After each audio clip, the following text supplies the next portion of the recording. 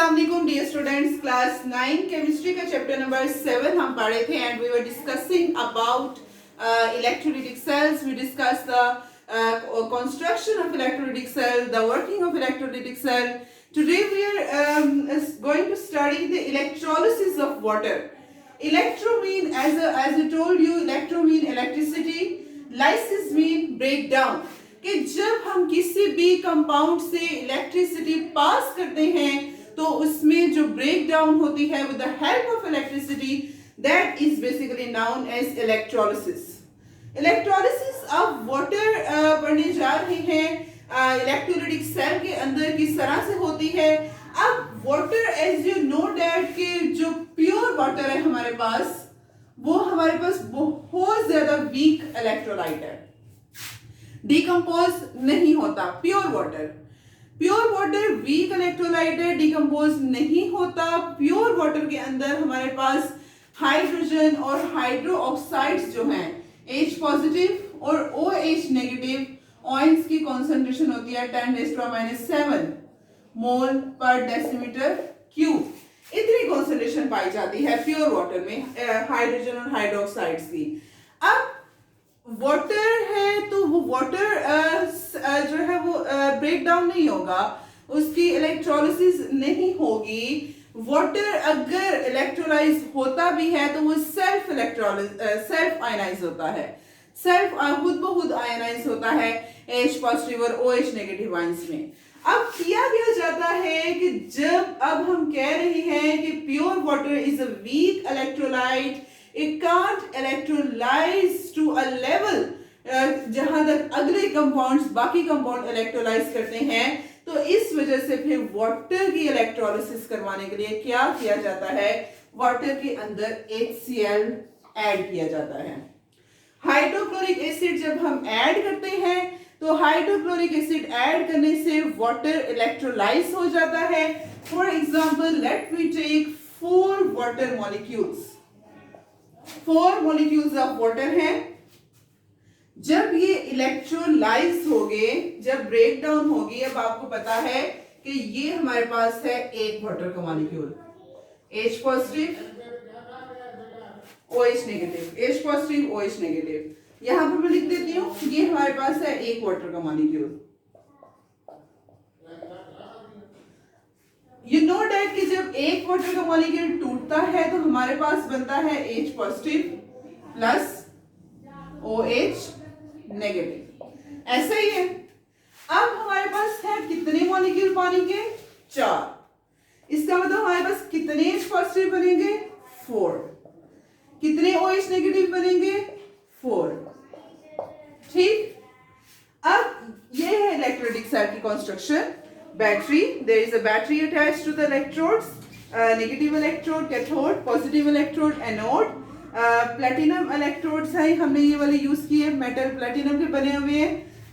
ऊपर से यहाँ से हमने फनल, थिस्टर फनल के जरिए पानी डाला है. ये पूरा वाटर है पूरे सेल के अंदर.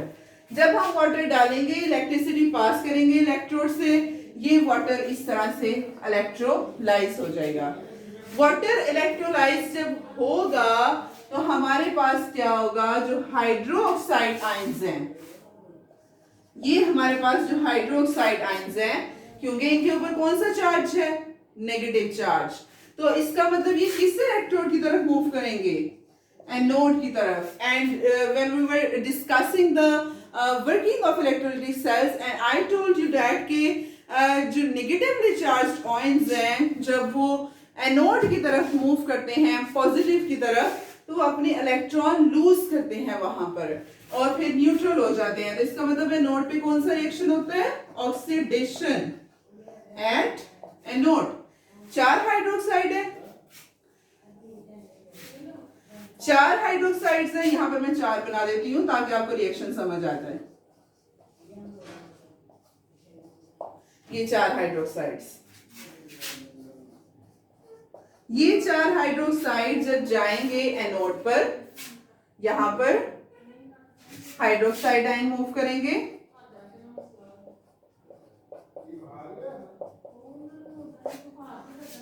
जब ये एनोड की तरफ मूव करेंगे हमारे पास बनेंगे 2 वाटर मॉलिक्यूल्स। ये क्या करेंगे, 4 हाइड्रोक्साइड है ना, ये चारों अपने अपना इलेक्ट्रॉन जो है वो एनोड को दे देंगे। जैसे आपको पता है कि एनोड पे क्या होनी है, ऑक्सीडेशन। चारों क्या करेंगे, अपने इलेक्ट्रॉन एनोड को दे देंगे। 4 इलेक्ट्रॉन दे दिए। अब जब चारों अपने इलेक्ट्रॉन एनोड को दे देंगे, न्यूट्रल हो गए हैं, हमारे पास वाटर मॉलिक्यूल्स 2 बनेंगे, 2 H2O ये मिले और ये मिला। पीछे हमारे पास बच गया है ऑक्सीजन, वो हमारे पास ये आ गया है O2। ठीक, अब देखें हमारे पास, समझे कि कितने यहाँ पे कितने हाइड्रोजन हैं, 4 है ना, 2 2s are 4। We have here 4 hydrogen, 1 2 3 4। Oxygen कितने हैं यहाँ पर, 2, ये 2 ऑक्सीजन आ गए। पीछे ये जो 2 ऑक्सीजन बचे वो ऑक्सीजन गैस की फॉर्म में यहाँ पर ऑक्सीजन गैस बबल्स की फॉर्म में निकल आती है। और हमें पता चल जाता है जब बबल इस इलेक्ट्रोड के ऊपर बने, इस लिम्ब के ऊपर, तो we came to know that yes the reaction is happening. ये हमारे पास हुआ है एनोड के ऊपर, ऑक्सीडेशन। 4 हाइड्रोक्साइड जब एनोड की तरफ मूव किए, चारों ने अपना एक इलेक्ट्रॉन लूज किए, 4 इलेक्ट्रॉन एनोड को दे दिए और हमारे पास 2 वाटर के मॉलिक्यूल्स बने और 7 ऑक्सीजन गैस ऊपर। नेक्स्ट है हमारे पास हाइड्रोजन आयंस। अब हाइड्रोजन आयंस कहाँ पे मूव करते हैं, पॉजिटिवली चार्ज आयंस है ना, तो कहाँ पे मूव करते हैं, कैथोड पे। कैथोड पे क्या होती है, रिडक्शन एट कैथोड। कैथोड पे रिडक्शन होती है। अब रिड्यूस करेंगे, अब ये 4 हाइड्रोजन आयंस हैं, ठीक है, 1 2 3 4। अब 4 हाइड्रोजन आयंस, आपको पता है कि जब पॉजिटिवली चार्ज आयंस कैथोड की तरफ मूव करेंगे तो कैथोड के ऊपर क्या चार्ज है, नेगेटिव, इसके पास इलेक्ट्रॉन्स हैं।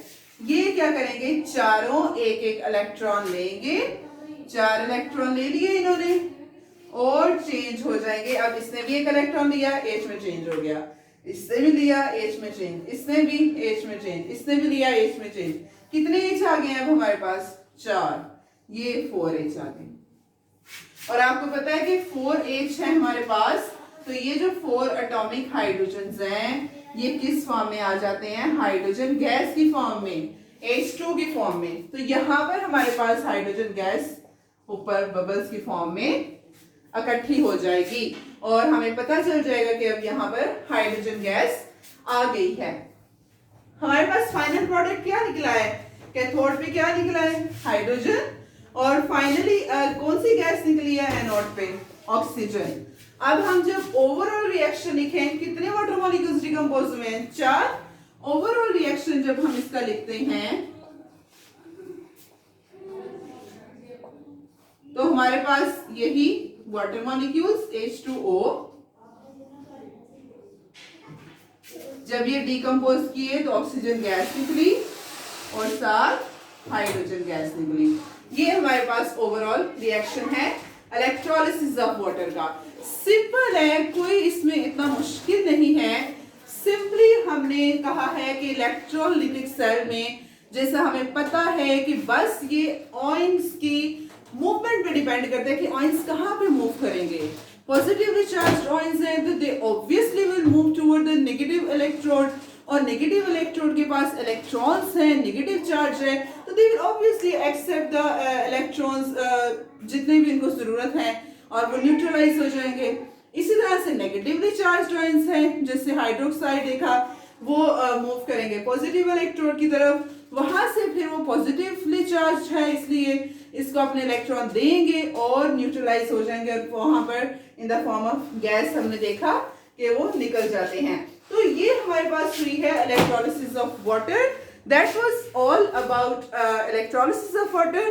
कल हम इंशाल्लाह अपना नेक्स्ट जो है वो देखेंगे कि ये गिलवॉनिक सेल्स भी तो हमने पढ़े थे, वो भी तो होते हैं, तो वो कौन से सेल्स होते हैं उनके बारे में कल पढ़ेंगे। आज के लिए इतना ही। अस्सलाम वालेकुम।